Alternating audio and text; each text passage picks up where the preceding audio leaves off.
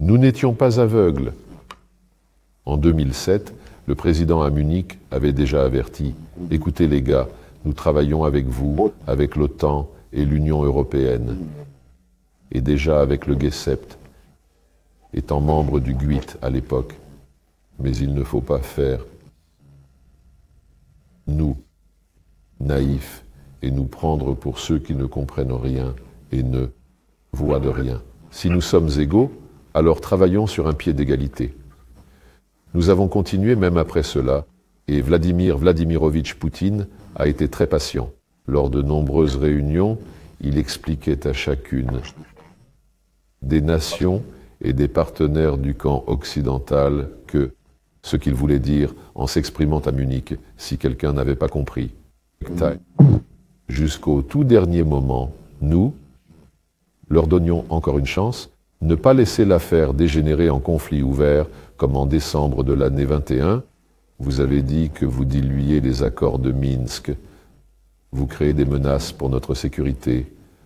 Signons un accord sur la sécurité européenne, où cette sécurité sera assurée sans impliquer qui que ce soit dans votre OTAN. On nous a ignorés. J'ai moi-même rencontré Blinken en janvier 22. Il a dit non, nous pouvons seulement, en ce qui concerne l'OTAN, cela ne vous regarde pas, et nous pouvons seulement vous promettre que le nombre de missiles à moyenne portée que nous déploierons en Ukraine sera limité d'une certaine manière. Voilà tout. Et la même hypocrisie, la même impunité, la même exclusivité, la surhumanité, je dirais ainsi. Et voilà où tout cela a mené. Ce n'est pas pour rien que le président, en s'exprimant l'année dernière lors d'un de ses discours, des événements majeurs, il a dit que, comme c'était avant février 22, cela ne sera plus jamais. C'est-à-dire qu'il espérait jusqu'en février, déjà probablement en comprenant la vanité de ses espoirs, mais il leur donnait une chance jusqu'au tout dernier moment. Eh bien, asseyez-vous à la table, discutons de la sécurité, y compris celle de l'Ukraine, mais de manière à ce que les mesures pour assurer cette sécurité ont sapé notre sécurité. Tout cela a été résolu. Et maintenant, de nombreux politiciens, anciens membres des gouvernements, personnalités publiques, avec le recul, c'est-à-dire qu'ils ont aussi quelque chose en commun avec le paysan russe, qui est fort de ses réflexions a posteriori. Ils disent qu'il aurait fallu faire autrement. Voilà, mais les choses se sont passées comme elles se sont passées. Maintenant, nos objectifs sont clairs, les tâches sont définies, comme on disait encore en Union soviétique. D'ailleurs, en parlant de l'année 22, vous avez eu de longues négociations avec Blinken, en effet.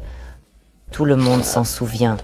Mais vous, pour vous-même, disons, à quel moment avez-vous compris qu'il ne serait pas possible de parvenir à un accord ? Comment a été prise la décision de lancer une opération militaire spéciale ? 1 mois s'est écoulé après vos négociations avec Blinken. Eh bien, probablement oui, environ 1 mois. Vous savez, j'espérais que la raison, le bon sens l'emporterait. Mais c'est l'orgueil qui a triomphé. Pas seulement les intentions, pour ainsi dire, d'intégrer matériellement l'Ukraine dans l'OTAN, créer des bases en Crimée, sur la mer d'Azov, tous ces plans existaient. Mais en plus de ce dessein géopolitique, l'orgueil a également joué un grand rôle. Comment cela ? On nous dit qu'il ne faut pas, et quoi nous allons accepter. Je n'exagère pas en disant que c'est ce qui les a guidés à l'état brut. Et c'est triste, ce n'est pas du bon sens. Trump n'a pas tort en ce moment. Il parle toujours de tout conflit. En examinant la position de l'Amérique, il dit qu'il doit y avoir du bon sens, et le bon sens de Washington dicte de se retirer. Notre président a dit que la balle est dans leur camp. Et pour beaucoup, tout de même, Air Riyad a été une grande surprise. Quel travail préparatoire avez-vous effectué et quand l'avez-vous commencé pour que ces négociations aient lieu ? Aucun travail préparatoire n'a été effectué. Les présidents se sont appelés à l'initiative de Trump, donc, ce ballon que Poutine lui a lancé en 18 à Genève, je crois, lors de la conférence de presse, Break Time, après la tenue de la Coupe du Monde. Voici le ballon qui était le ballon officiel de la FIFA. Break Time, il l'a lancé lors de la conférence de presse. Trump l'a attrapé, fait tourner, puis lancé aux membres de sa délégation qui étaient assis devant lui. Et nous avons tous supposé que ce n'était pas Trump, bien sûr, qui coupait les relations de Biden, mais c'est un seul pays, et Trump en était bien conscient et a appelé lui-même, avant cela, à envoyer ici son conseiller proche pour discuter, littéralement la veille, très détaillé. Et ensuite, au cours d'une conversation téléphonique, nous avons convenu, sur sa propre proposition, de nous rencontrer à Istanbul. Nous y sommes allés par, à mon avis, 3 jours après la conversation téléphonique, donc il n'y a eu aucune préparation. Break time. 1.0S. Eh bien, je veux dire bilatéral, bien sûr. Chaque équipe se préparait chez nous, au ministère des Affaires étrangères, et chez eux, au département d'État. Il y avait une conversation normale, tout à fait. Zéro. Délégués normaux. Et ce qui est étonnant, c'est que cette normalité a été perçue comme une sensation. Ce qui signifie que nos partenaires occidentaux, au cours de la période, le mandat de Biden, ont réussi à amener l'opinion publique mondiale à un état où elle perçoit une conversation normale comme quelque chose d'extraordinaire. Nous ne serons jamais pensés de la même manière sur chaque question mondiale de la politique, et nous l'avons reconnu à Riyad, et les Américains l'ont reconnu, ils l'ont même dit eux-mêmes. Mais là où nous voyons une convergence d'intérêts, eh bien, le bon sens suggère qu'il est stupide de ne pas utiliser la convergence des intérêts pour traduire cette convergence en action pratique et obtenir un résultat mutuellement bénéfique. Et là où les intérêts ne coïncident pas, c'est aussi ce qu'a dit Marc Ruby. Là où les intérêts ne coïncident pas, le devoir des puissances responsables est d'empêcher que cette divergence ne dégénère en confrontation. C'est absolument notre position. D'ailleurs, c'est aussi le format dans lequel se construit la relation entre les États-Unis et la Chine. Ils ont un grand nombre de désaccords. Les Américains annoncent de nombreuses sanctions contre la Chine pour étouffer la concurrence. Pas autant que contre nous. Mais les Américains, et d'ailleurs les Européens aussi, imposent des droits de douane à 100% sur les voitures électriques. Juste une concurrence déloyale. Mais je reviens au modèle de relation. Malgré toutes ces divergences, malgré le fait que, périodiquement, les dirigeants des États-Unis et de la Chine, et les ministres, accusent l'autre partie, dans certains actes répréhensibles, mais surtout dans le domaine de l'économie, bien que la politique et la sécurité soient également mentionnées. Lisez, voici comment. Les ministres chinois parlent des plans de l'Occident dans le détroit de Taïwan ou en mer de Chine méridionale. Ce sont des oppositions très vives. Et je comprends les camarades chinois lorsque l'Occident dit que nous adhérons tous à la politique d'une seule Chine, ce qui signifie qu'il n'y a qu'une seule Chine et que Taïwan en fait partie. Mais en affirmant qu'ils soutiennent la politique d'une seule Chine, ils parlent tous, mais il ne faut pas toucher au statu quo. Et qu'est-ce que le statu quo? C'est un Taïwan indépendant. Il y a donc beaucoup de duplicité ici. Et ce n'est pas pour rien que récemment, un représentant, je crois, du ministère chinois de la Défense a dit que nous, fermement pour une régulation pacifique. Mais nous n'excluons pas l'utilisation de la force militaire si on nous mène en bateau, à peu près comme ça. Mais, malgré tout cela, le dialogue entre Pékin et Washington n'a jamais été interrompu. Exactement un tel modèle, je pense, devrait exister dans les relations entre n'importe quels deux États, surtout entre la Russie et les États-Unis, qui peuvent, encore une fois, trouver des intérêts communs et faire beaucoup de choses mutuellement bénéfiques. Et d'un autre côté, ils doivent, en cas de divergence d'intérêts, éviter de mener à la guerre. Lors de la première élection de Trump, beaucoup de nos politiciens étaient en état d'euphorie. Et maintenant, ils sont à nouveau en état d'euphorie. Les États-Unis ont toujours le même objectif, être le premier pays du monde. Quant à Biden, sous Obama, en général sous les démocrates, ils ont essayé de le faire en soumettant tout et tout le monde et en payant pour ce soutien. C'est ainsi qu'ils paient pour l'OTAN, comme ils ont payé le Japon et la Corée du Sud, créant là aussi de tels avant-postes avec la participation de l'OTAN, avec des composants nucléaires. Trump est pragmatique, c'est son slogan, le bon sens. Il était bien sûr, cela signifie, et tout le monde le voit déjà, un passage à une autre manière de faire les choses, mais l'objectif reste le même. MAGA, rendre à l'Amérique sa grandeur. Il a maintenant une nouvelle casquette. Tout ce que Trump avait promis, il l'a fait. Vous comprenez, cela donne un caractère si vivant, un caractère humain à la politique. C'est pourquoi c'est intéressant avec lui. Son équipe, voilà Marco Rubio et conseiller à la sécurité nationale Mike Waltz, des gens absolument sensés dans tous les sens du terme. Ils parlent en partant du principe que ils ne nous commandent pas et nous ne les commandons pas. Break time, juste deux pays sérieux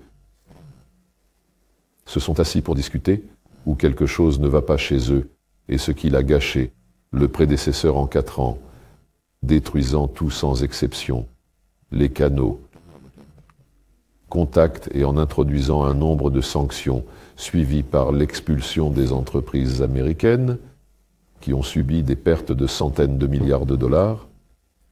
Mais cela continue apparemment assez. Depuis longtemps, pour ne pas dire toute la histoire d'après-guerre, car si l'on considère la durée de votre travail, à l'ONU, lorsque vous étiez en dialogue constructif, Break Time 0.5s, vous signez des documents communs avec la partie américaine, Break Time 1.0s, et ils ont enfreint ces accords, ce qui avait été déclaré littéralement en quelques mois, comme cela a été le cas avec le Kosovo, comme cela a été le cas avec l'Irak, là-bas, 1 mois. Avant le discours de Colin Powell, il y avait votre document conjoint avec le représentant des États-Unis sur la nécessité de réguler le dialogue, etc. Comment avez-vous réagi à de telles choses? Vous savez, c'est déjà devenu habituel et vous avez absolument raison. Cela continue. La tentative de tromper tout le monde, de présenter sa position comme la seule correcte. Et même quand, à Colin Powell, et nous avons également travaillé en étroite collaboration avec lui, et je suis sûr qu'il ne savait absolument pas qu'est-ce qui se trouve dans l'éprouvette, quel est ce petit gâteau blanc qu'il agitait au Conseil de sécurité, et il dit que tout cela signifie que Saddam Hussein n'est pas long pour ce monde. Il a simplement été piégé. Les agents de la CIA. Mais je ne veux pas être anti-européen, je dirais. Mais la situation actuelle confirme l'idée que de nombreux historiens expriment, à savoir que les 500 dernières années, lorsque s'est formé plus ou moins l'Occident tel qu'il est parvenu jusqu'à nos jours, voilà ces 500 ans, toutes les tragédies du monde ont pris naissance en Europe ou grâce à la politique européenne. Colonisation, guerre, croisée, guerre de Crimée, Napoléon, Première Guerre mondiale, Hitler. Et si l'on regarde ainsi, rétrospectivement, l'histoire, eh bien les Américains n'ont joué aucun rôle provocateur, encore moins incendiaire. Break time 0.9, et maintenant, après cela, le mandat de Biden, sont venus des gens. Break time 0.6, qui veulent se baser sur le bon sens, qui disent clairement « Nous voulons mettre fin à toutes les guerres, nous voulons la paix », et qui demandent maintenant la continuation du banquet sous forme de guerre. L'Europe, la première ministre danoise a dit « Vous avez vu, n'est-ce pas ? Pour l'Ukraine, la paix est actuellement pire que la guerre. » Starmer, qui est allé après Macron pour convaincre Trump de ne pas terminer cette histoire si rapidement, et en même temps se vantait que cette année la Grande-Bretagne, sa plus grande contribution sera sous forme d'armes à l'Ukraine, ce qui est en contradiction directe à Trump, et déclare que nous allons renforcer. Macron s'agite avec des... Oui, et Starmer aussi. En ce moment, nous parlons des forces de maintien de la paix. Nous préparons tant de milliers. Nous allons assurer la couverture de l'OMS, l'ère de ces forces de maintien de la paix. Mais c'est aussi de l'audace, car tout d'abord, personne ne nous demande notre avis.